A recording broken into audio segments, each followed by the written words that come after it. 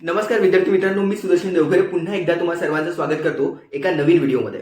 जिल्हा परिषदचा फॉर्म तुम्ही सर्वांनी भरलेला आहे. लॅब टेक्निशियनसाठी जर तुम्ही सिलेबस बघितला असेल त्यामध्ये biochemistry, haematology, microbiology, anatomy, physiology, हिस्टोपॅथॉलॉजी यासारखे टेक्निकल सब्जेक्ट तर आहेच, पण त्याचबरोबर जिल्हा परिषदचा जो नवीन सिलेबस आहे ज्यामध्ये त्यांनी सेल बायोलॉजी सारखे झाले, फिजिक्सचे काही न्यूक्लिअर फिजिक्स सारखे झाले, थर्मोडायनामिक्स आहे, लॉज ऑफ मोशन आहे, त्याच्यानंतर इक्वेशन ऑफ मोशन आहे, त्याच्यानंतर ऑर्गॅनिक केमिस्ट्रीचे टॉपिक टाकलेले आहे. तर हे सगळं सिलेबस त्यांनी दिलेलं आहे. महाराष्ट्रातल्या बऱ्याच मुलांचे मला कॉल येतात आणि विचारतात की सर आता आपल्याला नेमका अभ्यास नेमका काय करायचा आहे. तर माझं सजेशन, पर्सनल वैयक्तिक मत असं आहे की तुम्ही जो कोर सब्जेक्ट आहे, कोर सब्जेक्ट म्हणजे काय की हिमॅटॉलॉजी आहे, बायोकेमिस्ट्री आहे, मायक्रोबायोलॉजी आहे, हिस्टोपॅथॉलॉजी आहे, अॅनाटॉमी आहे, फिजिओलॉजी आहे, या सब्जेक्टवर जास्त भर द्यायला पाहिजे. त्याचं रिझन असं आहे की मेन ही जी पोस्ट आहे ही पोस्ट या सब्जेक्ट रिलेटेड असल्या कारणाने याच्यावर येणारे प्रश्न जे आहे ते कमीत कमी 25 ते 30च्या रेंजमध्ये येऊ शकतात, याचे जास्त चान्सेस आहे. ठीक आहे. आणि राहिला जो प्रश्न आहे की त्यांनी जो इतर सिलेबस दिलेला आहे, जसं फिजिक्सचे काही टॉपिक आता मी तुम्हाला सांगितले, केमिस्ट्रीचे काही टॉपिक सांगितले आहे, तर ते तुम्ही कितपत करायला पाहिजे हा पण एक मोठा प्रश्न आहे. जसं त्यांनी एक टॉपिक दिला आहे ऑर्गॅनिक केमिस्ट्री. आता ऑर्गॅनिक केमिस्ट्री या एका शब्दावर लोक पीएचडी करतात. एमएससी ला हा स्पेशल एक ब्रांच आहे. मग तुम्ही ऑर्गॅनिक केमिस्ट्री कितकं वाचणार आहे, त्याने काही स्पेसिफिक सांगितलं आहे. जसं ग्रॅव्हिटेशन टॉपिक म्हटला फिजिक्सचा, तर त्याला एक लिमिटेशन आहे. आपण ते ग्रॅव्हिटेशन जे आहे ते थोडंसं लिमिटेड टॉपिक आहे असं म्हणू शकतो. पण असे बरेचसे टॉपिक त्यांनी दिलेले आहे ज्याला एक दायरा आपण त्याला देऊ शकणार नाही. असे जे टॉपिक आहे हे तुम्ही सर्वात शेवटी किंवा नाही केले तरी चालतील. ज्या लोकांचं बीएससी ला किंवा एमएससी केमिस्ट्री असेल अशा लोकांनी त्या टॉपिकला थोडंसं जास्त भर दिला, त्यांना त्याच्याबद्दल माहिती जास्त असेल तर त्या लोकांसाठी ते सोयीस्कर आहे. पण इतर जे काही मुलं असणार आहे फिजिक्सचे, बायोलॉजीचे, झुलॉजीचे, त्यांनी या सब्जेक्ट्सवर जास्त भर द्यायची गरज नाहीये. एकंदरीत शॉर्टमध्ये जर सांगायचं झालं तर तुम्ही हा जो टेक्निकल पोर्शन आहे तो सोडून केमिस्ट्री, फिजिक्स, बायोलॉजी किती जास्त करायला पाहिजे, तर तुम्ही 9वी पासून तर 12वी पर्यंतचे हे जे पुस्तक आहे त्याच्यामध्ये दिलेले हे सर्व टॉपिक्स आहे त्याच्यापेक्षा जास्त वाचणं एक्सपेक्टेड नाहीये. कारण की त्यापेक्षा जास्त जर तुम्ही वाचलं तर त्या एका टॉपिक मधून एक प्रश्नबल येईल की नाही याची गॅरंटी नाहीये. ठीक आहे. त्याच्यामुळे मॅक्झिमम प्रश्नाचा जो भर असणार आहे तो आपला टेक्निकलचा जो मेन पोर्शन आहे 25 मार्कापर्यंत मला एक्सपेक्टेड आहे. जेवढं मी आता त्या पेपर पॅटर्नला समजण्याचा प्रयत्न केला आहे त्यानुसार मी तुम्हाला सांगतो आहे की 25 ते 30 मार्कापर्यंत टेक्निकल पोर्शन जो आहे, मायक्रोबायोलॉजी, हिमॅटॉलॉजी, हे जे टेक्निकल सब्जेक्ट मी तुम्हाला सांगितले त्याच्यावर येण्याचे चान्सेस जास्त आहे. आणि उरलेला जो काही 10-15 मार्काचा जो पोर्शन आहे तो या सगळ्या पोर्शनवर येणार आहे. त्यामुळे विद्यार्थ्यांनी 9वी पासून तर 12वी पर्यंतचे जे काही तुमचे स्टेट बोर्ड आणि सीबीएसई मध्ये हे टॉपिक सर्व झालेले आहे त्यामधून आपल्या सर्व नोट्स काढायच्या आहेत. सो मी देखील तेच टॉपिक जे आहे जिल्हा परिषदच्या नवीन सिलेबसनुसार फिजिक्सचे आणि केमिस्ट्रीची जे बॅच आहे, टेक्निकल पोर्शन तर आपण घेतोच आहे आपल्या बॅचमध्ये, पण त्याचबरोबर जो की हा टेक्निकलचा जो नवीन पोर्शन त्यांनी दिलेला आहे त्याच्यावर फिजिक्सचे देखील टॉपिक मी काही घेतलेले आहे. जसं लॉज ऑफ मोशन झालं, ग्रॅव्हिटेशन झालं, न्यूक्लिअर फिजिक्स सध्या त्याची रेकॉर्डिंग सुरू आहे. आणि आता आजचा जो नवीन टॉपिक आहे तो आहे सेल बायोलॉजी. हा देखील जिल्हा परिषदच्या न्यू सिलेबस मधलाच टॉपिक आहे. तर लवकरात लवकर बॅच तुम्ही जॉईन करू शकता. तर बघूया आजचा सेल बायोलॉजी हा टॉपिक जो जिल्हा परिषदच्या न्यू सिलेबस मधला टॉपिक आहे आणि लॅब टेक्निशियनसाठी हा खूप महत्वाचा टॉपिक आहे. टेक्निकल दृष्टिकोनातून पण महत्वाचा आहे आणि जिल्हा परिषदच्या इतर पोस्टसाठी देखील हा टॉपिक जो आहे तो खूप महत्वाचा आहे. बघूया सेल बायोलॉजी म्हणजे काय. सेलची बायोलॉजी म्हणजे काय, तर सेल बायोलॉजी म्हणजे त्यांनी सांगितलं द स्टडी ऑफ स्ट्रक्चर. आपल्याला सेलचं स्ट्रक्चर बघायचं आहे. सेल बद्दल तुम्हाला माहिती आहे की सेलच्या आतमध्ये काय काय असतं. सायटोप्लाझम असतं, त्याच्यानंतर न्यूक्लियस असतं, त्याच्यानंतर त्या सायटोप्लाझम मध्ये तरंगणारे किंवा त्याच्यामध्ये फ्लोट करणारे बरेचसे सेलचे ऑर्गॅनल्स असतात. त्याबद्दल देखील आपल्याला जाणून घ्यायचं आहे. तर ते सेलचं स्ट्रक्चर कसं आहे, त्याची सेल मेम्ब्रेन कशी आहे, ते सगळं आलं त्याच्यामध्ये. त्याचे टाइप्स कसे आहेत, सेलचे टाइप पडतात. जसं प्रोकॅरियोटिक सेल आहे, युकॅरियोटिक सेल आहे. प्रोकॅरियोटिक सेल मध्ये काय येतं, युकॅरियोटिक सेल मध्ये काय येतं, हे सगळे topic plus organelles of the cell. जसं मी तुम्हाला आता सांगितलं, मायटोकॉन्ड्रिया आहे, गोल्गी ॲपरेटस आहे, रायबोझोम्स आहे, एंडोप्लाझ्मिक रेटिक्युलम आहे, स्मूथ एंडोप्लाझ्मिक रेटिक्युलम आहे, रफ एंडोप्लाझ्मिक रेटिक्युलम आहे. यांचा डिफरन्स काय ते आपल्याला बघायचं आहे. सेल डिव्हिजनची प्रोसेस आहे. तुम्हाला माहिती आहे सेल डिव्हिजन होत असताना मायटोसिस आणि मिओसिस सारख्या प्रोसेस मधून जावं लागतं आणि some other aspect related with the cell. तर ही सेलची जे सगळी स्टडी आहे म्हणजे सेलचं स्ट्रक्चर काय, सेलचे टाइप्स काय आहे, ऑर्गॅनल्स काय आहे सेल्समध्ये, सेलचं डिव्हिजन कसं होतं आणि पुन्हा other aspect related to the cell related जे सगळी इन्फॉर्मेशन आहे त्या सगळ्याला म्हटलं जातं सेलची बायोलॉजी किंवा सायटोलॉजी. सायटोलॉजी हा शब्द कशासोबत डील करतो? It is related with the study of a whole cell. सेलची पूर्ण इन्फॉर्मेशन, सेलच्या सगळ्या टाईप बद्दल, ऑर्गॅनिज बद्दल, या सगळ्यांना कंबाईन त्या स्टडीला आपण काय म्हणतो? तर सायटोलॉजी किंवा सेल बायोलॉजी असं म्हणतो. सेलला आपण पूर्ण डिटेलमध्ये डिस्कस करणारच आहे, पण त्याआधी सेलचे काय टाईप आहे हे देखील आपल्याला समजून घेतलं पाहिजे. हा जो टॉपिक आहे सध्या मी हा सीबीएसई बोर्ड मधून घेतलेला हा टॉपिक आहे. तर बघा, प्रोकॅरियोटिक सेल आणि युकॅरियोटिक सेल असे सेलचे दोन टाईप पडतात. प्रॉमिनेंटली आपण जर बघितलं तर प्रोकॅरियोटिक सेल म्हणजे असे सेल असतात ज्यांचा जो न्यूक्लियस आहे हा जो एक पूर्ण डेव्हलप सेल असेल, त्याचं जे न्यूक्लिअर मटेरियल असतं किंवा न्यूक्लिअर मेम्ब्रेन असते ही पूर्णपणे डेव्हलप झालेली नसते. बघा, nuclear region is not well defined and not surrounded by the nuclear membrane. Normal सेलमध्ये जर आपण बघितलं युकॅरियोटिक सेलमध्ये, तर हा जो न्यूक्लिअर रिजन असतो हा वेल डेव्हलप झालेला असतो, याच्यामध्ये न्यूक्लिअर मेम्ब्रेन असते. पण प्रोकॅरियोटिक सेलमध्ये ही न्यूक्लिअर मेम्ब्रेन धडायची नसते ना, हा डेव्हलप झालेला व्यवस्थित पार्ट असतो. आणि क्रोमोझोम जे इथे आपण म्हणतो, क्रोमोझोम काय जेनेटिक मटेरियल आहे. प्रोकॅरियोटिक मध्ये हे सिंगल क्रोमोझोम्स आपल्याला पाहायला मिळतात, तेव्हा जेव्हा की आपल्याला युकॅरियोटिक सेलमध्ये आपल्याला मोर दॅन वन क्रोमोझोम म्हणजे जास्तीत जास्त क्रोमोझोम्स आपल्याला पाहायला मिळतात. आणि आपण बघितलं membrane bounded the cell organelles are absent. म्हणजे प्रोकॅरियोटिक सेलमध्ये काय असते की ऑर्गॅनल्स आहे पण त्याला बाउंड्री नसते. ही जसे आपल्याला इथे एक सेल मेम्ब्रेन दिसत आहे, सेल मेम्ब्रेन दिसत आहे, तर ही मेम्ब्रेन प्रोकॅरियोटिक सेलमध्ये अब्सेंट असते. ते ऑर्गॅनल्स बिचारे इकडे तिकडे आपले धावत पळत असतात, जिकडे वेळ मिळाला तिकडे धावत असतात, डोलत डाळत असतात. पण ही सिच्युएशन युकॅरियोटिक सेलमध्ये पाहायला मिळत नाही, कारण की युकॅरियोटिक सेलमध्ये एक पर्टिक्युलर सेल मेम्ब्रेन असते, एक सेल चा एन्व्हलप त्याला असतो, त्याच्यामुळे त्याच्या आतमध्ये सर्व ऑर्गॅनल जे आहे ते त्याच्या आतमध्ये असतात, ते कुठेही फ्लोट होत नाही. तर हे झालं प्रोकॅरियोटिक सेल आणि युकॅरियोटिक सेल बद्दल. याच्या आणखी अजून आपल्याला ऑर्गॅनल्स बद्दल बघायचं आहे लगेच. सो नेक्स्ट आपला जो ऑर्गॅनल्स आहे त्या ऑर्गॅनलचं नाव आहे एंडोप्लाझ्मिक रेटिक्युलम. त्याला आपण शॉर्ट मध्ये ER यांनी दाखवतो. असं मी दरवेळेस आता एंडोप्लाझ्मिक रेटिक्युलम न म्हणता डायरेक्ट ER म्हणतात. So ER is a largest network of a membrane bounded tubes and sheet it look like a long tube. बघा, तुम्हाला इथे जो न्यूक्लियसच्या बाजूला जो काही पोर्शन दिसतोय ट्यूब सारखा, याला म्हणतो आपण एंडोप्लाझ्मिक रेटिक्युलम. आणि ट्यूब लाईक आणि शीट लाईक हा स्ट्रक्चर असतो. So endoplasmic reticulum is a large network of a membrane. बघा, इथे तुम्हाला दिसतंय या न्यूक्लियसच्या बाजूला मी हे किंवा मी ग्रुपमध्ये ज्या लोकांनी ऍडमिशन केली आहे त्यांच्यासाठी नोट्स आणि ह्या ज्या सगळ्या काही डायग्राम्स आहे हा ऑलरेडी मी ग्रुपमध्ये टाकलेले आहेत, तुम्ही तिथून पण बघू शकता. सो हा जो न्यूक्लियस आहे त्याच्या बाजूला तुम्हाला हे जे फ्रेम लाईक नेटवर्क दिसत आहे, हे जे तुम्हाला काय म्हणतो आपण त्याला की पाईप लाईक स्ट्रक्चर दिसत आहे, ते आहे एंडोप्लाझ्मिक रेटिक्युलम. आणि एंडोप्लाझ्मिक रेटिक्युलम जो आहे हा मेनली दोन पार्ट मध्ये डिवाइड झालेला आहे. एक आहे रफ एंडोप्लाझ्मिक रेटिक्युलम आणि एक आहे स्मूथ एंडोप्लाझ्मिक रेटिक्युलम. तर बघूया यांच्या details. So rough endoplasmic reticulum हा रफ का असतो? कारण की त्याच्यावर हा जर एंडोप्लाझ्मिक रेटिक्युलम असेल तर याला रफ एंडोप्लाझ्मिक रेटिक्युलम यासाठी म्हणतात की याच्यावर जे डॉट्स असतात, याच्यावर जे असतात डॉट डॉट असतात, हे डॉट कशाचे असतात? तर हे डॉट्स रायबोझोमचे असतात. तर मी काय सांगितलं की रफ एंडोप्लाझ्मिक रेटिक्युलम म्हणजे काय, की हा एंडोप्लाझ्मिक रेटिक्युलमचा पार्ट आहे ज्याच्यावर स्मॉल डॉट्स असतात आणि ते डॉट्स कशाचे असतात? रायबोझोमचे असतात. रायबोझोमचं काय काम आहे? तर it is a site of a protein synthesis. पूर्ण सेलमध्ये प्रोटीन सिंथेसिस जर कुठे होत असेल तर ते कुठे होते? रायबोझोम्स मध्ये होते. आता स्मूथ एंडोप्लाझ्मिक रेटिक्युलम समजून घेऊया. स्मूथ एंडोप्लाझ्मिक रेटिक्युलमचं जसं आता रफ एंडोप्लाझ्मिक रेटिक्युलम वर असलेल्या रायबोझोम्समुळे प्रोटीनचं सिंथेसिस होतं, तसंच स्मूथ एंडोप्लाझ्मिक रेटिक्युलम जो आहे हा लिपिड आणि फॅट सिंथेसिस मध्ये, त्या सेलमध्ये लिपिड आणि फॅट फॉर्मेशन करण्याचं काम जे आहे हे कोण करतं? स्मूथ एंडोप्लाझ्मिक रेटिक्युलम करतं. आता होतं बघा काय, या सेलमध्ये हा जो रफ एंडोप्लाझ्मिक रेटिक्युलम आहे त्याच्यावरचे रायबोझोम त्यांनी फॉर्म केलेलं प्रोटीन आणि स्मूथ एंडोप्लाझ्मिक रेटिक्युलम नी फॉर्म केलेलं फॅट किंवा लिपिड, या दोघांमुळे काय होतं?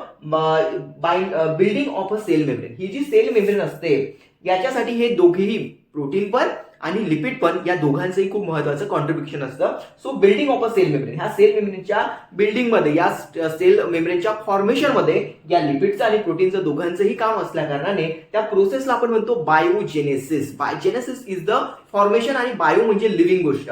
तर त्या सेल मेम्ब्रेन फॉर्मेशन मध्ये या फॅटचं आणि या लिपिडचं दोघांचंही बऱ्यापैकी चांगलं कॉन्ट्रीब्युशन असतं. त्या प्रोसेसला आपण बायोजेनेसिस असं म्हणतो.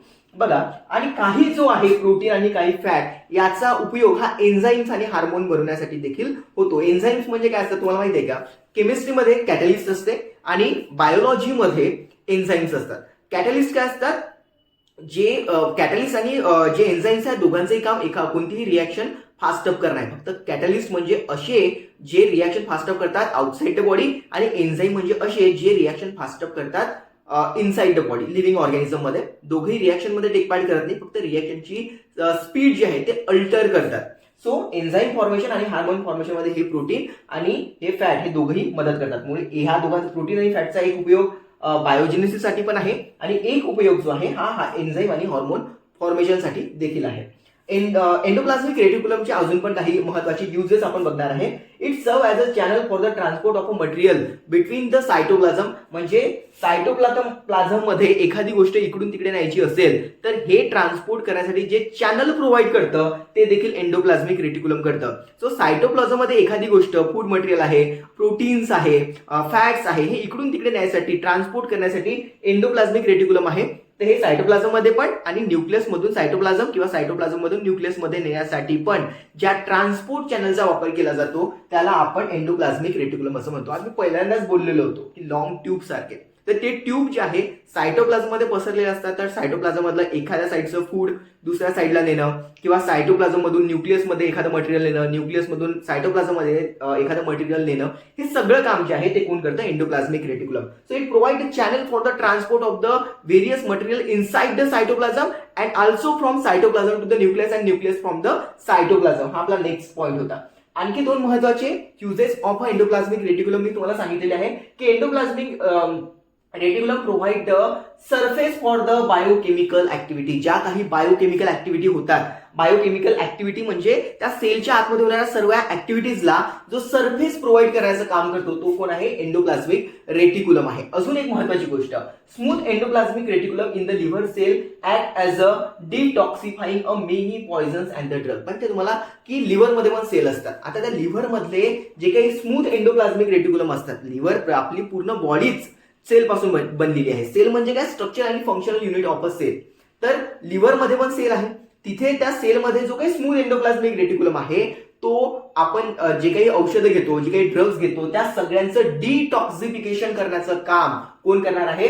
तर स्मूथ एंडोप्लाझमिक रेटिक्युलम, जे की लिव्हरच्या सेलमध्ये प्रेझेंट असतं. तर detoxification of a drug and पॉइझन्स, जे काही आपण पॉइझन घेतो, ड्रग घेतो, त्या सगळ्याचं डिटॉक्सिफिकेशन करण्याचं काम लिव्हर मधल्या सेल मधलं स्मूथ एंडोप्लाझमिक रेटिक्युलम करतं. तर अजूनही काही बरेचसे ऑर्गॅनल्स आपले सेल संदर्भातले बाकी आहे, ते आपल्या येणाऱ्या व्हिडिओमध्ये आपण कव्हर करणार आहे. सो चॅनलला तुम्ही ह्या बॅचला जॉईन करा आणि आपण पुढल्या व्हिडिओमध्ये भेटूया. जय महाराष्ट्र. नमस्कार, मी सुदर्शन देवघरे पुन्हा एकदा नवा व्हिडिओमध्ये तुम्हा सगळ्यांचं स्वागत करतो. मित्रांनो, आपण आता जिल्हा परिषद मधला जो नवीन सिलेबस आहे त्याच्यामधले आपण टॉपिक कव्हर करतो आहे लॅब टेक्निशियन आणि इतर पोस्टसाठी. तर ज्यांना ही बॅच जॉईन करायची असेल ती लवकरात लवकर बॅच जॉईन करू शकता.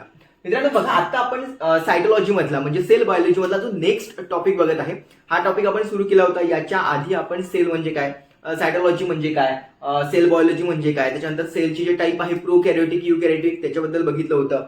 त्याच्यानंतर आपण जो एक दोन टॉपिक सेल ऑर्गॅनलचे आपण कव्हर केले होते. आता जो ऑर्गॅनल्स आपण बघत आहे तो आहे गोल्गी ॲपरेटस. गोल्गी ॲपरेटस काय असतो की हा एक प्रकारे डिलिव्हरी बॉय सारखा असतो. गोल्गी ॲपरेटस काय असतो? डिलिव्हरी बॉय सारखा असतो. आता बघा, असं मी का म्हणतो आहे गोल्गी ॲपरेटस हा डिलिव्हरी बॉय सारखा का असतो? तर बघा, गोल्गी ॲपरेटस हे सर्वात पहिले डिस्क्राईब केलं होतं सेलमध्ये कॅमिलिओ गोल्गी नावाच्या सायंटिस्टने, आणि म्हणूनच ते गोल्गी असल्या कारणाने त्याचं नाव गोल्गी ॲपरेटस दिलं जातं. ठीक आहे, तर तुम्ही पण एखादा शोध लावा, तुमच्या नावाने पण असं काहीतरी येऊ शकतं. Consist of membrane bounded vesicles. त्याच्यामध्ये काय असे मेम्ब्रेन बाउंडेड व्हेसिकल्स असतात किंवा आपण म्हणतो फ्लॅट अँड सॅक असतात. सॅक म्हणजे काय? पिशवी, रिकामी पिशवी आपण म्हणू शकतो. This membrane is connected with the membrane of endoplasmic reticulum. Endoplasmic reticulum मध्ये तुम्हाला माहिती आहे फॅट पण बनते, प्रोटीन पण बनत आहे. तर हे मेम्ब्रेन जे आहे एंडोप्लाझमिक गोल्गी ॲपरेटस हे एंडोप्लाझमिक रेटिक्युलमला थोड्या प्रमाणात काय असते? कनेक्ट असते. The material synthesize near the endoplasmic reticulum. So endoplasmic रेटिक्युलमच्या जवळ जे काही फॉर्म बनत आहे, जे काही मटेरियल बनत आहे ते पॅक करणं, ते डिस्पॅच करणं आणि जिथे टार्गेट आहे, जिथं पोहोचवायचं आहे सेलमध्ये किंवा सेलच्या बाहेर, तिथे पोहोचवणं, हे काम जे आहे ते कोणाचं आहे? Golgi apparatus. बघा काय लिहिलं आहे, the material synthesize near the endoplasmic reticulum. म्हणजे एंडोप्लाझमिक रेटिक्युलमच्या जवळ जे काही मटेरियल सेलनी फॉर्म केलं असेल, न्यूक्लियसनी फॉर्म केलं असेल, वेगवेगळ्या ऑर्गॅनल्सनी फॉर्म केलं असेल, इज पॅक. ते पॅक केलं जातं, ते डिस्पॅच केलं जातं, पाठवलं जातं to the various target inside and outside the cell through the Golgi apparatus. म्हणून मी म्हटलं होतं एंडोप्लाझ्मिक रेटिक्युलमच्या जवळ जे काही बनतं आहे सेलमध्ये ते सगळं पॅक करणं, डिस्पॅच करणं आणि मग तिथून ते सेलमध्ये किंवा सेलच्या बाहेर पाठवणं, हे सगळं काम गोल्गी ॲपरेटसचं असल्या कारणाने गोल्गी ॲपरेटसला आपण डिलिव्हरी बॉय पण म्हणू शकतो. कारण की काय करायचंय, गोल्गी ॲपरेटस स्वतः काही क्रिएट करतोय का? नाही, तो फक्त काय करतोय, डिलिव्हरी करतोय. त्याच्यामध्ये पॅक करून डिस्पॅच करून ते पाठवलं जातं. म्हणून गोल्गी ॲपरेटसला आपण डिलिव्हरी बॉय सारखं कन्सिडर करू शकतो. Inside the Golgi apparatus there is a simple sugar जी आहे ती कॉम्प्लेक्स शुगर मध्ये कन्वर्ट होऊन जाते. आता help in the formation of a lysosome. आता लायसोझोम म्हणजे काय हे आपण बघूया, पण त्याच्या सिंथेसिसमध्ये गोल्गी ॲपरेटसचा महत्वाचा रोल आहे. आता याच्यानंतरचा आपला जो टॉपिक आहे तो आहे लायसोझोमचा. आता लायसोझोम बघा छोटासा बिचारा लायसोझोम एवढ्या याच्यामध्ये मावून गेला, पण लायसोझोम जो आहे तो खूप खतरनाक आहे. पूर्ण सेल मधला विलन जर कोणी असेल तर ये हे विलन, ये हे लायसोझोम. म्हणजे चांगला असलं तर चांगला आहे, पण याची जर सटकली तर हा काय काय करू शकते, अख्ख्या सेलला घेऊन डुबू शकते. हे देखील आता आपण बघणार आहे. बघा, the membrane bounded sac filled with the digestive enzyme. हा जो लायसोझोम असतो हा मेम्ब्रेन बाउंडेड असतो आणि याच्यामध्ये डायजेस्टिव्ह एन्झाईम्स असतात. आता हे डायजेस्टिव्ह एन्झाईम कशापासून बनले असतात, made from the rough endoplasmic reticulum. So एक बाउंडेड सॅक आहे ज्याला आपण काय म्हणतो आहे, लायसोझोम म्हणतो आहे. आणि त्या सॅकच्या आतमध्ये जे डायजेस्टिव्ह फ्लुइड आहे, डायजेस्टिव्ह एन्झाईम आहे, ते कोणापासून बनलेलं आहे तर ते रफ एंडोप्लाझ्मिक रेटिक्युलम पासून बनलेलं आहे. आता बघा, waste disposal system of a cell म्हणजे त्या सेल मधलं जे काही वेस्ट तयार झालेलं आहे त्याला डिस्पोज करण्यासाठी आपण या लायसोझोमचा, त्या लायसोझोम मधल्या डायजेस्टिव्ह एन्झाईमचा उपयोग करत असतो. And make the cell clean म्हणजे कंटिन्यू सेलचा क्लीनर म्हणून आपण लायसोझोमचा उल्लेख करतो. सेलचा क्लीनर तर आहेच, पण सुसायडल बॅग पण याला म्हणतात. का बरं आपण बघूया. तर फॉरेन मटेरियल, बॅक्टेरिया असो, फूड असो किंवा सेलमध्ये जे काही ऑर्गॅनल्स आहे, इतर ऑर्गॅनल जे ओल्ड झालेले आहे त्यांना देखील डिस्ट्रॉय करण्याचं काम जे आहे ते कोण करतो, लायसोझोम करतो. During the disturbance in a cellulose metabolism. पण जर सेल्युलोजचं मेटाबॉलिझम जर डिस्टर्ब झालं, अशा कंडिशनमध्ये लायसोझोम जो आहे तो बर्स्ट होऊ शकतो. त्याच्यामध्ये असलेला डायजेस्टिव्ह एन्झाईम बाहेर येऊ शकतो आणि स्वतःच्या सेलला तो पूर्णपणे डिस्ट्रॉय करू शकतो. आणि म्हणूनच लायसोझोमला काय म्हणतात, त्याला म्हणतात सुसायडल बॅग. काय म्हणतात, सुसायडल बॅग. सो हे झालं लायसोझोम. लायसोझोम मेम्ब्रेन बाउंडेड स्ट्रक्चर आहे. त्याच्यामध्ये जे आहे ते डायजेस्टिव्ह एन्झाईम आहे. ते डायजेस्टिव्ह एन्झाईम कोणी फॉर्म केलेला आहे, रफ एंडोप्लाझ्मिक रेटिक्युलमने फॉर्म केलेला आहे. और ये सबसे बड़ा विलन है. क्योंकि जर याची सटकली, मेटाबॉलिक डिस्टर्बन्स झालं, सेल्युलोजचं मेटाबॉलिझम जर डिस्टर्ब झालं, तर या कंडिशन मध्ये त्यातला जो डायजेस्टिव्ह एन्झाईम आहे तो बाहेर येऊन त्या स्वतःच्या सेलला तो पूर्ण डिस्टर्ब करतो. थोडासा चांगला पण आहे, विलन आहे, पण उसको भी दिल है. क्योंकि सेल का क्लीन करने के लिए पण कोणाचा सेलच्या क्लीन करण्यासाठी पण याचा उपयोग होतो. म्हणजे सेलमध्ये जर काही ऑर्गॅनल्स असेल आणि ते जर खूप जुने झाले असतील किंवा फॉरेन पार्टिकल आले, काही बॅक्टेरिया आला, फूड पार्टिकल असेल, त्यांना देखील डिस्ट्रॉय करण्यासाठी या लायसोझोमचा उपयोग होतो. तर असा आहे हा गोल्गी ॲपरेटस आणि लायसोझोम. तर याच्या नंतरचे जे ऑर्गॅनल्स आहेत ते आपण बघूया यानंतर लगेच. सो नेक्स्ट ऑर्गॅनल जे आपले आहे ते आहे सर्वात पहिला आपला मायटोकॉन्ड्रिया. याला आपण power house of the cell असं देखील म्हणतो. तुम्ही मायटोकॉन्ड्रियाचं स्ट्रक्चर तुम्हाला आठवत असेल, ही डबल मेम्ब्रेन स्ट्रक्चर आहे. ही एक मेम्ब्रेन आहे आणि ही एक मेम्ब्रेन आहे. आतमधली मेम्ब्रेन जी आहे ती कशी आहे, फोल्डेड मेम्ब्रेन आहे आणि बाहेरची जी आहे ती पोरस मेम्ब्रेन असते. फोल्डेड का असते त्याचं रिझन देखील आपल्याला बघायचं आहे. बघा, the power house of a cell, मायटोकॉन्ड्रियाला power house of the cell असं म्हणतात. It have their own DNA and ribosome. मायटोकॉन्ड्रियाकडे स्वतःचा रायबोझोम असतो, स्वतःचा डीएनए असतो. ठीक आहे, तर त्या रायबोझोम्समुळे प्रोटीन सिंथेसिस करण्याचं काम तो स्वतःच करू शकतो. त्याला बाहेरच्या रायबोझोमची घ्यायची गरज नाही, सेलच्या बाहेर असलेल्या. सो त्याच्याकडे स्वतःचा ओन डीएनए आणि ओन रायबोझोम देखील आहे. याची ज्या दोन मेम्ब्रेन आहे त्याच्यावर आपण आता थोडंसं फोकस करूया. आउटर मेम्ब्रेन जी तुम्हाला दिसत आहे ही मेम्ब्रेन थोडीशी पोरस असते आणि इनर मेम्ब्रेन जी आहे deeply folded membrane. The fold increase, या फोल्डमुळे काय होते त्याला क्रिस्टिया असं म्हणतात. तर त्याच्यामुळे काय होतं, त्याचं इन्क्रीज द सरफेस एरिया, तो surface area for the ATP generation. हे जर असं फक्त गोल राहिलं असतं तर सरफेस एरिया कमी मिळाला असता. हा सरफेस एरिया फोल्ड असल्या कारणाने तो सरफेस एरिया वाढतो आहे आणि तिथं एटीपी जनरेशन करण्याचं काम हे जास्त प्रमाणामध्ये होतंय. म्हणून इंटरनल लेअर जी आहे ती कशी आहे, फोल्डेड फॉर्म मध्ये आहे. नंतर एटीपी फॉर्मेशन जे आहे ते आपल्याला माहिती आहे आपण मायटोकॉन्ड्रियामध्ये होते. म्हणून एनर्जी करन्सी आपण ज्याला सेलचं म्हणतो ते कोण आहे तर मायटोकॉन्ड्रिया आहे. याच्यानंतर महत्वाचा जो नेक्स्ट टॉपिक आहे त्याला प्लास्टिड असं म्हणतात. पण हा जो मोस्टली जो पार्ट आहे प्लास्टिड हा प्लांट सेलमध्ये पाहायला मिळतो. पण आता आला आहे तर आपण घेऊन घेऊ. की present only in the plant, त्याच्याकडे पण स्वतःचा डीएनए असतो, रायबोझोम्स असतो. जर तुम्हाला विचारलं की सेल ऑर्गॅनल्स मध्ये असा कोणत्या ऑर्गॅनल्स आहे ज्याच्याकडे स्वतःचा रायबोझोम्स पण आहे आणि डीएनए आहे, तो मायटोकॉन्ड्रिया आहे. आणि प्लांटमध्ये बघितलं तर तो प्लांटमध्ये हे दोघं जण आहे, मग मायटोकॉन्ड्रिया पण आणि प्लास्टिड पण. तर प्लास्टिकचे पण दोन टाईप असतात, क्रोमोप्लास्ट आणि ल्युकोप्लास्ट. आता ल्युकोप्लास्ट मध्ये काही कलर प्रोव्हाइड करत नाही, पण क्रोमोप्लास्ट जो आहे हा कलर प्लास्टिक असतो, कलर देण्याचं काम करतो. जसं आपले पानं आहे किंवा क्लोरोफिल आहे, तो हिरव्या कलरचं असतं, त्याला कलर देण्याचं काम जे आहे ते कोण करते? प्लास्टिड, हेच क्रोमोप्लास्टिड करतात. आणखी एक महत्वाचा पोर्शन जो आहे तो आहे vacuole storage sac of the solid liquid content. जेही सेलमध्ये जे काही सॉलिड लिक्विड फॉर्म मध्ये असतं ते सगळं स्टोअर करून ठेवण्यासाठी जे व्हॅक्यूल्स असतं त्याला आपण, किंवा जो स्पेस असतो त्याला आपण काय म्हणतो? तर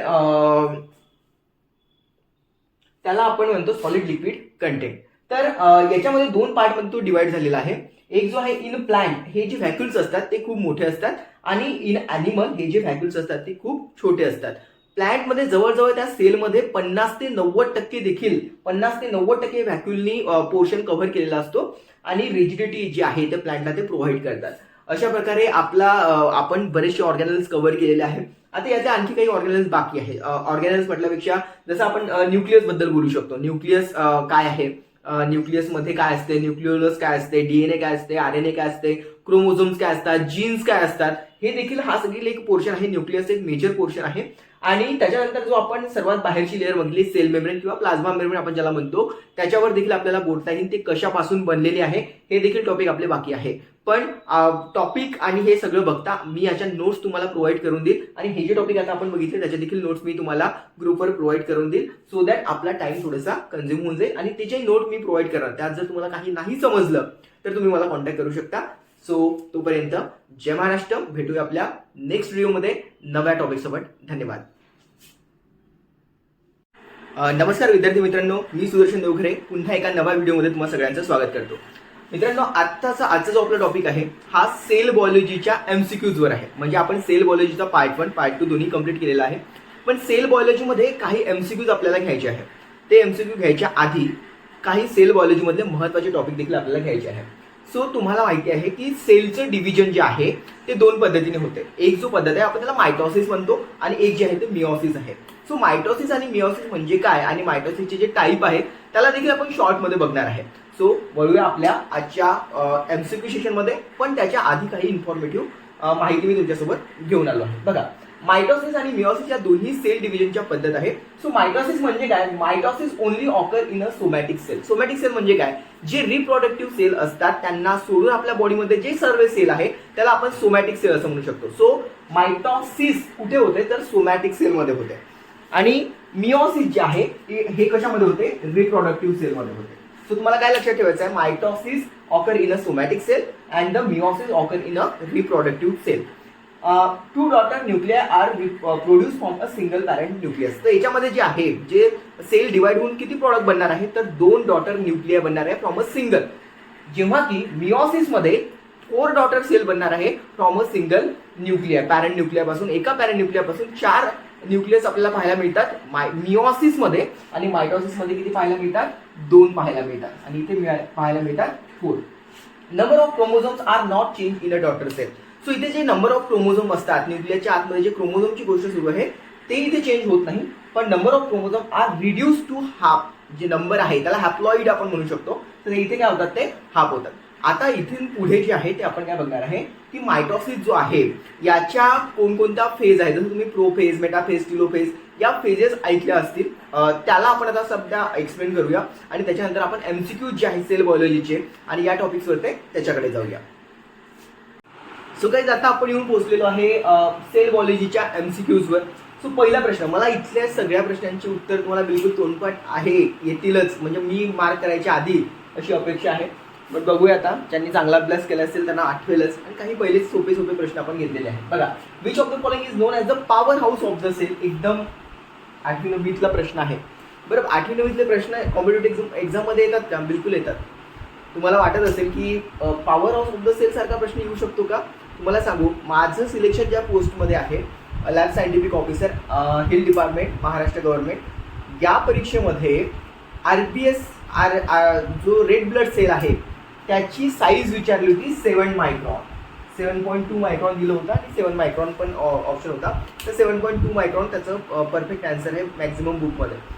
हा प्रश्न जो आहे हा 8वी 9वीच्या बुकमध्ये ऑलरेडी दिलेला आहे. 7 मायक्रॉन 7.2 मायक्रॉनपर्यंत RBCची साईज दिलेली आहे. हा प्रश्न ऑलरेडी 7वी 8वीच्या लेवलचा आहे, तो प्रश्न विचारलेला आहे. हिमॅटॉलॉजीचं जेव्हा तुम्ही टॉपिक बघितले असाल जे माझे रेकॉर्डेड फॉर्ममध्ये, तेव्हा पण मी ही गोष्ट सांगितली आहे. तर प्रश्न म्हणजे खूप हायर लेवलचे येतात एक्झामला असं नाही आहे, खूप बेसिक पण विचारतात. टीनचा फॉर्म्युला विचारलेला होता, टीनचा फॉर्म्युला. ठीक आहे, तर हे जे सगळे आहे या 10वीच्या जो पिरियडिक टेबल आहे CBSEला, त्याला हे सगळे फॉर्म्युले होऊन गेलेले आहे. पिरियडिक टेबलमध्ये टीनचा काय सिम्बॉल सांगतोय, सॉरी सिम्बॉल. तर असे प्रश्न येतात. तुम्ही असं म्हणू शकत नाही की काहीतरी वेगळंच परीक्षेमध्ये येणार आहे असं आपल्याला वाटतं. परीक्षेचे प्रश्न खूप सिम्पल असतात, पण ते वेळेवर सुचत नाही इतकंच. बघा, which of the following is so power house of the cell. मला सगळ्यांना माहिती आहे याचा आन्सर जे आहे ते मायटोकॉन्ड्रिया आहे. Which of the following is known as the suicidal bag of the cell. Suicidal, बरं याला पॉवर हाऊस, मायटोकॉन्ड्रियाला पॉवर हाऊस का म्हणतात तुम्हाला माहिती आहे का? म्हणजे मी एक्सप्लेन तर केलंच होतं. आठवत असेल तर मायटोकॉन्ड्रियामध्ये जी आहे त्याची डबल लेअर असते. ठीक आहे, ही मायटोकॉन्ड्रियाची डबल लेअर असते आणि याला हे जे तुम्हाला दिसत आहे हा जो वर आलेला पोर्शन जो आहे, हा वर आलेला पोर्शन आहे, याला आपण सिस्ट असं म्हणतो. आणि तिथे जे आहे ते ATPचं फॉर्मेशन आहे, ॲडिनोसिन ट्रायफॉस्फेट.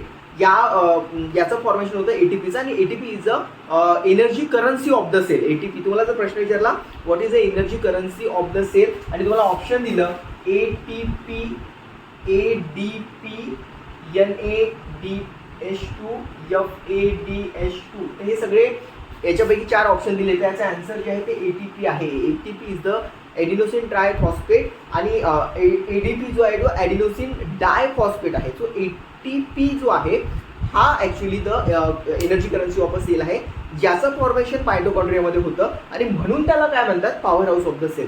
थोडीशी हिस्ट्री मी तुम्हाला सांगितली. सुसायडल बॅग जे आहे ते कशाला म्हणतात तर तुम्हाला माहिती आहे सगळ्यांना. बिलकुल एक सेकंड मी थांबतो बघतो. मायटोकॉन्ड्रिया, गोल्गी ॲपरेटस, लायसोझोम, न्यूक्लियर आहे आन्सर तुमच्या डोक्यांमध्ये.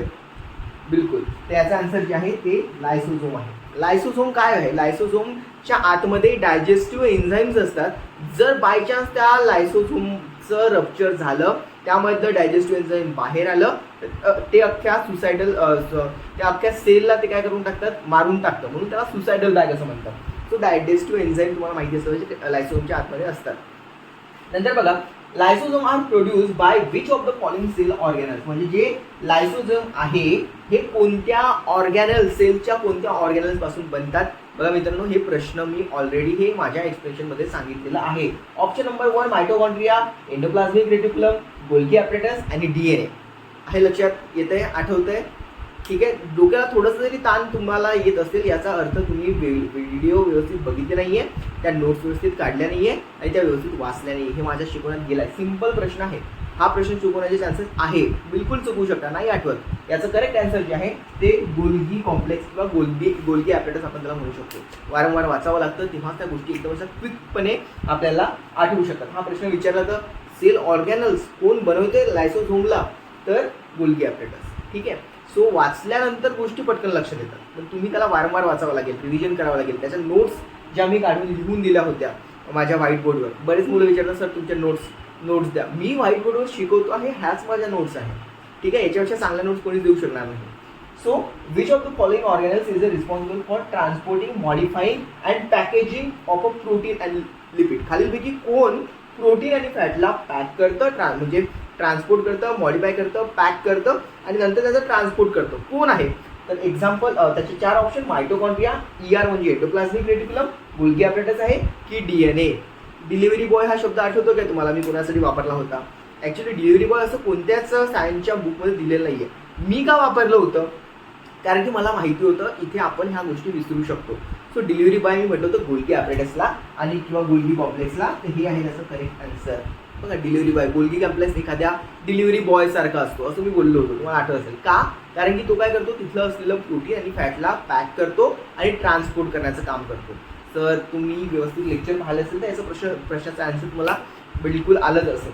So which of the following is cell does not contain the cell wall. Does not म्हणजे सेल वॉल नसते, सेल वॉल अब्सेंट आहे. खालीलपैकी 4 ऑप्शन दिले आहे, कोणामध्ये तुम्हाला सांगायचं आहे. Plant cell, bacteria cell, fungi आणि ॲनिमल सेल. तर याचा आन्सर आहे ॲनिमल सेल. ॲनिमल सेलमध्ये जी आहे ती प्लाझ्मा मेम्ब्रेन असते, डायरेक्ट सेल वॉल नसते. किंवा आउटर मोस्ट लेअरिंग जी असते ती ॲनिमल सेलची ती प्लाझ्मा मेम्ब्रेनची असते. आणि प्लांट सेलमध्ये काय असतं की त्याला वॉल जी असते आउटर मोस्ट प्लाझ्मा मेम्ब्रेनच्या वरची ती सेल वॉल असते. सो काय झालं की मी जेव्हा सेल बॉलॉजी शिकवलं त्याच्यामध्ये मी सायटोप्लाझमबद्दल आणि न्यूक्लियसबद्दल टॉपिक मी घेतला होता, कारण की तो बेसिक होता. आणि न्यूक्लियसमध्ये काय असते मी आज पण तुम्हाला जो आपण एक्झाम्पल घेतले, म्हणजे आपण जे मायटोसिस बघितलं त्याच्यामध्ये सेलच्या आतमध्ये काय काय असतं, जसं न्यूक्लिओलस आहे, न्यूक्लिऑन्स आहे, क्रोमोझोम्स आहे, बेसिक स्ट्रक्चर आहे, न्यूक्लिअर मेम्ब्रेन राहते. तर अशा गोष्टी मी काही अवॉइड केल्या याच्यासाठी, कारण की ते सिम्पल होतं. बट मी एक काम करेल की ॲनिमल सेल वॉलबद्दल, प्लाझ्मा मेम्ब्रेनबद्दल आणि सायटोप्लाझमबद्दलची जी माहिती आहे, जनरल माहिती, ते आज व्हॉट्सअप ग्रुपला टाकून देईल. सो दॅट काय होईल तुम्हाला ते पण तुम्ही वाचून घ्या, त्यातला कोणताच प्रश्न तुमचा सुटू नाही. तर अजून काही MCQजवर आपण जाऊया. सो गाईज आता आपण आपल्या शेवटच्या फेजमध्ये आहे. MCQज जे आहे ते शेवटचे 5 MCQज आपण घेतो आहे. तर kitchen of the cell is called as, kitchen of the cell कशाला म्हणतात, तर बघा याचा आन्सर तुम्हाला आठवत असेल तर मी तुम्हाला सांगितलं होतं. बघा मी एक्सप्लेन पण करून सांगतो आहे. तर kitchen of the cell is called as a plastid. आता प्लास्टिड काय आहे बघा, प्लास्टिड हा टॉपिक मी शिकवला होता आणि तेव्हा मी तुम्हाला सांगितलं होतं की प्लास्टिड हा जो पोर्शन आहे जसं क्लोरोप्लास्ट आहे, तर क्लोरोप्लास्ट म्हणजे हा क्लोरोप्लास्टचं काम काय आहे, अन्न बनवणं, फोटोसिंथेसिसमध्ये इम्पॉर्टंट काम तो करतो आहे. तो प्लास्टिकपासूनच क्लोरोप्लास्ट आहे. क्लोरोप्लास्ट हा जो बनतो आहे तो प्लास्टिकचा एक पार्ट आहे आणि ज्याच्यामुळे काय होते की प्लांट्समध्ये अन्न शिजत आहे किंवा अन्न बनत आहे, म्हणून त्याला काय म्हणतात, प्लास्टिडला काय म्हणतात, किचन म्हणतात. दुसरा प्रश्न बघा, क्लोरोप्लास्ट त्याच टॉपिकशी रिलेटेड आहे. Chloroplast is found only in, हे तुम्हाला सगळ्यांना माहिती आहे की क्लोरोप्लास्ट जो आहे हा ॲनिमल सेलमध्ये असतो, प्लांट सेलमध्ये असतो, ॲनिमल सेलमध्ये असतो, दोघांमध्ये पण असतो, दोघांमध्ये पण नसतो. तर chloroplast is only present in the plant cell. आपल्यामध्ये जर राहिलेच ते क्लोरोप्लास्ट तर आपल्याला रोज आपल्या आईला अन्न जेवण मागायची काही गरज पडली नसती. आपल्याकडे क्लोरोप्लास्ट असतं, थोडंसं उन्हात उभं राहिलं, ऑक्सिजन पण मिळते, CO2 मिळते आणि आपलं फोटोसिंथेसिसची प्रोसेस पण झाली असती. ग्लुकोजच्या फॉर्ममध्ये C6H12O6च्या फॉर्ममध्ये प्रॉडक्ट पण मिळाला असता. जास्तीचा बनलेला ग्लुकोज ग्लायकोजनच्या फॉर्ममध्ये आपल्या बॉडीमध्ये किंवा स्टार्चच्या फॉर्ममध्ये आपल्या बॉडीमध्ये स्टोअर राहिला असता. आपल्या बॉडीमध्ये सध्या जो ग्लुकोज एक्स्ट्रा असतो तो ग्लायकोजनच्या फॉर्ममध्ये स्टोअर होतो आणि प्लांटमध्ये हा जो एक्स्ट्रा ग्लुकोज असतो तो स्टार्चच्या फॉर्ममध्ये स्टोअर होतो. ठीक आहे. सो क्लोरोप्लास्ट जो आहे हा प्लांट सेलमध्ये प्रेझेंट असतो. सेल डिव्हिजन हा डिस्कवर कोणी केला आहे, सायंटिस्टचे नावं आहे रॉबर्ट ब्राउन आहे, रॉबर्ट हुक आहे, जॉन मेंडेल्स आहे आणि चार्ल्स डार्विन आहे. तर याची जी सेलचं डिस्कवरी कोणी केली तर रॉबर्ट हुक. हा प्रश्न बऱ्याच पेपरमध्ये विचारलेला आहे. आपल्या पेपरमध्ये नाही विचारलाय, पण आरोग्यसेवक सारखे जे काही आरोग्य डिपार्टमेंटचे जे प्रश्न पत्रिका मी बघितले आहे त्याच्यामध्ये बऱ्याचदा मला हा प्रश्न दिसलेला आहे. सो आणि इथे चार्ल्स डार्विन दिलेला आहे. तर डार्विनची एक वेगळी थेरी आहे बरं, इव्हॉल्युशनरी थेरी आहे. फिटेस्ट ऑफ द सर्वायवल, जो सर्वात स्ट्रॉंग असेल त्याचं सर्वायवल होतं असं डार्विनची एक थेरी आहे. आणि डार्विनच्या थेरी आज पण लागू आहे. जो सर्वात चांगला अभ्यास करेल, व्यवस्थित अभ्यास करेल, जो सर्वात फिट असेल त्याचं सर्वायवल या कॉम्पिटिटिव्ह एक्झाममध्ये होऊ शकते. तर ते एक डार्विनची थेरी आहे, सर्वायवल ऑफ द फिटेस्ट. ठीक आहे. सो एक आहे RNA is a synthesize by RNA तिथं दिलेलं आहे. आता RNA जे आहे ते काय आहे बघा, तर RNA is a synthesize by, खाली आपल्याला ऑप्शन दिलेले आहे. एक आहे गोल्गी ॲपरेटस, tRNA पण असतो. हा आहे RNA म्हणजे रायबोझोमल RNA आहे. एक tRNA असतो, तो काय आहे, ट्रान्सपोर्ट करणेवाला. ठीक आहे. सो एक गोल्गी ॲपरेटस आहे, न्यूक्लियस आहे, न्यूक्लिओलस आहे आणि नंतर आहे सायटोप्लाझम. आणि तुम्हाला सांगायचं आहे की RNA कशामुळे सिंथेसिस होतो. याचं जे आन्सर आहे ते न्यूक्लिओलस आहे. न्यूक्लियस आणि न्यूक्लिओलसमध्ये काय डिफरन्स आहे, आज आपण जो मगाशी टॉपिक बघितला त्याच्यामध्ये न्यूक्लिओलस आला होता बघा. हा असतो सेलचा हा झाला न्यूक्लियस आणि न्यूक्लियसच्या आतमध्ये जो असतो तो असतो न्यूक्लिओलस. त्या न्यूक्लिओलसचं काम आहे, न्यूक्लियसच्या आतमध्ये असलेला न्यूक्लिओलस त्याचं काम आहे RNAचं सिंथेसिस करणं, रायबोझोमल RNAचं सिंथेसिस करणं. ठीक आहे. mRNA पण असतो, मॅसेंजर RNA, tRNA असतो आणि एक असतो RNA. ठीक आहे. असे 3 RNAचे टाईप पडतात. नंतर centrioles are take part in the formation of. आता सेंट्रिओल्स कशाचं, सेंट्रिओलचं काय काम आहे तर part in the formation of, nucleus formation करते का, स्पिंडल फॉर्मेशन करते का, सेल प्लेट्स फॉर्म करतो का आणि सेल डिव्हिजनची हेल्प करतो का. याचं करेक्ट आन्सर जे आहे सेंट्रिओल्स काय करतात, तर सेंट्रिओल जे आहे ते स्पिंडल फायबर फॉर्म करतात. हा देखील आपला आजचा जो टॉपिक होता आपण मायटॉसिसमध्ये बघितला होता. बघा मी सांगितलं होतं इथे काय असतात, दोन काय झाले होते, सेंट्रिओल्स होते आणि त्यांनी काय केलं होतं, इथे जे सिस्टर क्रोमॅटाइड्स तयार झालेले होते, सिस्टर क्रोमॅटाइड्स, त्या सिस्टर क्रोमॅटाइड्सला त्यांनी असं स्पिंडल फायबर बनले होते आणि त्यांनी स्वतःकडे ओढलं होतं आणि मग हे क्रोमोझोम हाफली कट झाले होते, वर गेले होते, खाली गेले होते. हे आजच आपण बघितलेलं आहे बरं. तर हे सेंट्रिओल्स कशामध्ये फॉर्मेशन, हे जे सेंट्रिओल्स तुम्हाला दिसत आहे, 2 डॉट्स इथे आणि 2 डॉट्स इथे, त्याला सेंट्रिओल्स असं म्हणतात. त्याचं काम काय आहे, स्पिंडल फायबर फॉर्मेशन करणं हे आहे. सो गाईज असा आपला हा MCQ सेशन. याच्यामध्ये आपण MCQ तर 10च घेतले, पण बरीचशी इन्फॉर्मेशन माझी सांगण्यामध्ये समोर गेलेली आहे. अजूनही तुम्ही MCQ सॉल्व्ह करू शकता. काही PDF मी पण तुम्हाला पाठवणार आहे. आणि आजचे 2 महत्त्वाचे टॉपिक पण आपण घेतलेले आहे. तो होता मायटॉसिस आणि मिओसिसचा डिफरन्स बिटवीन काय आहे, आणि मायटॉसिसचं आपण पूर्ण कशा प्रकारे सेल डिव्हिजन होते ते देखील आपण पूर्ण बघितले आहे. त्याच्यावर प्रश्न पडू शकतात. ठीक आहे. सो म्हणूनच मी जे काही प्रश्न होते त्या रिलेटेड थोडेसे घेतले. अजूनही जर तुमचा बेस चांगला मी तुम्हाला करून दिला तर तुम्ही देखील सर्च करू शकता गुगलवर आणि त्या संदर्भात जे काही PDF असेल तर त्या तुम्ही सॉल्व्ह करायचा प्रयत्न करा. मी तर माझ्या परीने याच्यावर आणखी जे काही MCQs असतील तो टाकतोच आहे. सो भेटू आपल्या नेक्स्ट क्लासमध्ये. तोपर्यंत जय महाराष्ट्र.